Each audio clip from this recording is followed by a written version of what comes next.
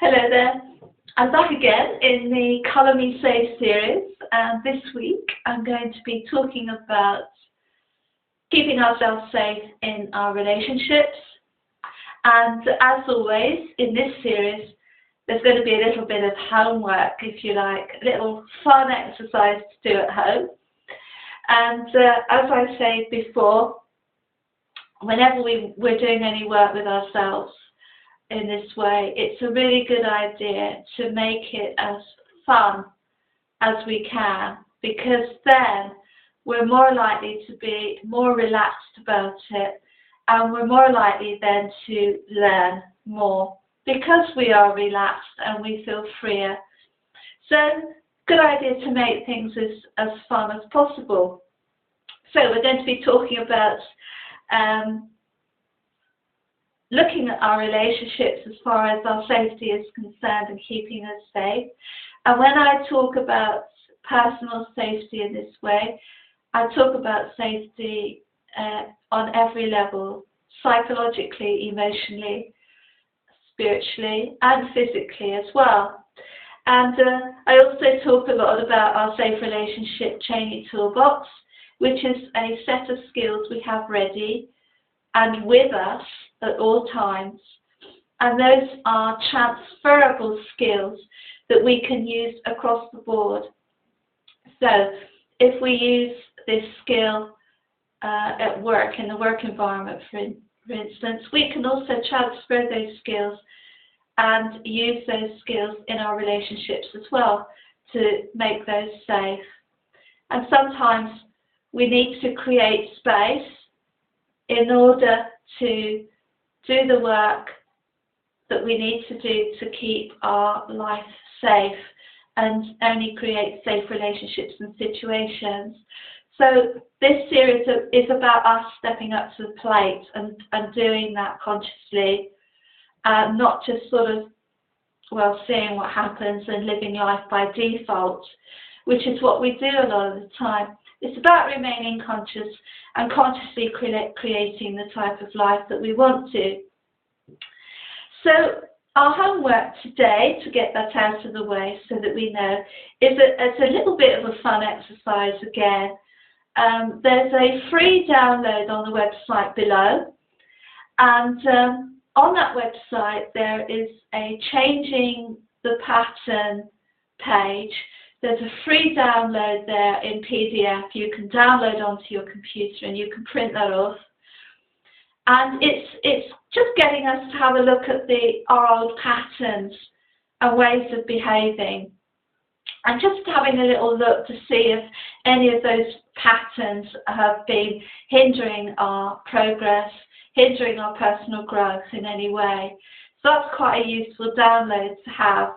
So that's just a little fun exercise. We can have this knowledge, this awareness in our safe relationship toolbox then. So we can keep that with us, we can build on that knowledge, we can use it in order to take any action that we need to. If you want to change patterns that may have been hindering us and holding us back or keeping us stuck, anything like that. So, keeping us safe in our relationships. One of the things that is really helpful, I find in my own work, because I don't give advice, I deliberately don't give advice, because I know and I trust other people to move along their path in their own way and not to control by, telling people what to do. So I don't give advice, rather I give some tips as far as what I found helpful.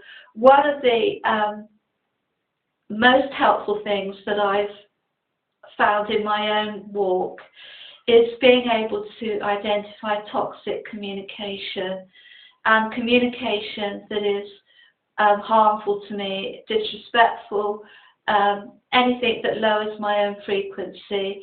And so I'm aware when any sort of communication is toxic anyway. So when we're talking about keeping ourselves safe in our relationships and creating those safe boundaries so that we know that we're not going to allow things to continue if someone is trying to introduce toxicity. And a very useful tool is being able to identify when someone is toxic and when that communication or that relationship is going to affect our life detrimentally. So that's one of the key skills that I use. And then to take appropriate action. Sometimes I may need to step back, sometimes I may need to leave, sometimes I may need to say something. It really depends on whether it's going to be worth my while doing that, or whether it's going to be more draining in the process to do that. So that's your call. That's your judgment call as far as that's concerned. That's what I do anyway. As far as friendships are concerned, which is another area, one of the things that I've had to do over the years is to actually define for myself what a true friend is and what a true friend isn't. And I had to do this because there was a time when I had no awareness, and I was really sort of treating everyone the same way, which is fine, but if we do not have any standards at all in our relationships, then it can feel a bit all at sea. So one of the things that I think is useful to do is to define what a friendship is and what our expectations are in a friendship.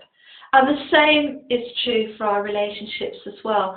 So when we want to keep ourselves safe, it's about having boundaries and knowing which tool to use in our safe relationship training toolbox in that situation, which tool is appropriate.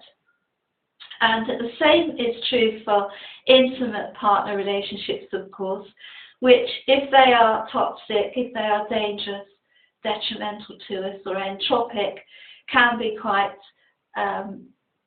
unhelpful as far as our health is concerned. So all those tools that we use can be used across every area. We can use those transferable tools that we've got in our Safe Relationship Training Toolbox to use in all our relationships in our lives to help to keep us safe and happy. So enjoy your homework, have some fun with that, and as always, stay safe and very happy. Don't forget to subscribe as well before you go. Bye-bye.